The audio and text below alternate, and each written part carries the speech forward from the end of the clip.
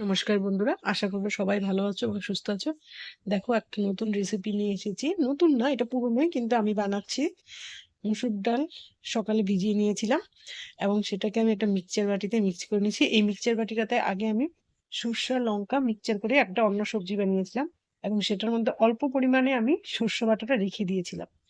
আর এর মধ্যে আমি দিয়ে দিচ্ছি রসুন আর কাঁচা লঙ্কা। রসুনটা মাস্ট দিবে, আর যারা না খাও তারা স্কিপ করে যাবে। দিয়েছি পরিমাণ মতো হলুদ এবং পরিমাণ মতো লবণ দিয়ে মিক্সচার করে নিচ্ছি মুসুর ডালকে।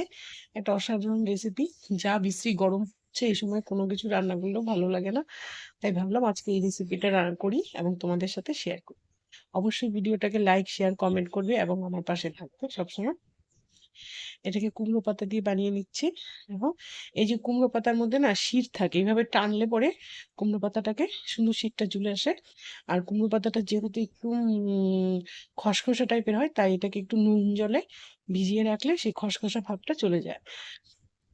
অল্প অল্প করে মুসুর ডাল নিয়ে এই পাতাটার মধ্যে ভরে দিবে। তোমরা চাইলে পুরো পাতাটার মধ্যেও ভরতে পারো। আমি অল্প অল্প করে ভরে দুই দিক থেকে জামার মতো পরিয়ে দিচ্ছি।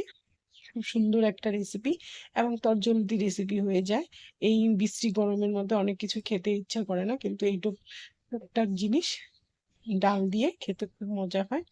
সেরকমই একটা রেসিপি আজকে তোমাদের সামনে তুলে ধরলাম। তোমরা হয়তো খেয়েছো অনেকে অনেক রকম ভাবে। এটা লাউ পাতা দিয়েও হয়, চাল কুমড়ো পাতা দিয়েও হয়। আমি আজকে বানিয়ে নিচ্ছি কুমড়ো পাতা দিয়ে। অবশ্যই তোমরা ট্রাই করবে এবং বানিয়ে খাবে, দেখবে ভালো লাগবে।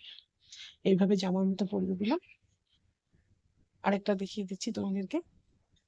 এটা মুসুর ডালের পরিবর্তে তোমরা যে অন্য যে কোনো ডাল দিয়েও করতে পারবে। মুগ ডাল, মটর ডাল, অন্য কোনো ডাল দিয়েও করতে পারবে। এবং নিরামিষ দিনে যদি করো তাহলে পেঁয়াজটা আর রসুনটাকে স্কিপ করে যাবে। বিকালে জল খাবারেও ভালো লাগে এবং ভাতের সাথেও খেতেও এটা খুব একটা মজাদার রেসিপি হয়। এই কুমড়ো পাতা কিন্তু আমার বাড়িতে 2-3টা কুমড়ো গাছ হয়েছে এবং সেখান থেকে কয়েকটা পাতা আমি তুলে নিয়ে এসেছি। একদিন যদি সময় হয় তোমাদেরকে অবশ্যই আমি সেটাকে দেখাবো, কুমড়ো গাছটাকে। এবার ফ্রাই প্যানের মধ্যে আমি শ্যালো ফ্রাই করে নিব, মানে অল্প তেল দিয়ে ভেজে নিচ্ছি, ডিপ ফ্রাই করিনি। এই ভাজার সময় তেল ছিটে একাকার হয়ে যাবে রান্নাঘর। চাইলে তোমরা আগের থেকে ঢেকে নিতে পারো কি পরিমাণে তেল ছিটছে।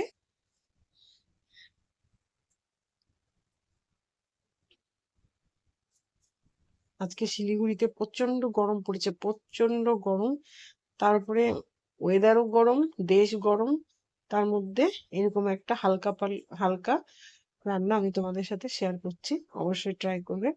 যারা এটা ফেসবুক থেকে দেখছো অবশ্যই লাইক, শেয়ার, কমেন্ট করবে এবং ইউটিউব থেকে যারা দেখছো অবশ্যই আমার চ্যানেলটাকে সাবস্ক্রাইব করে দিবে।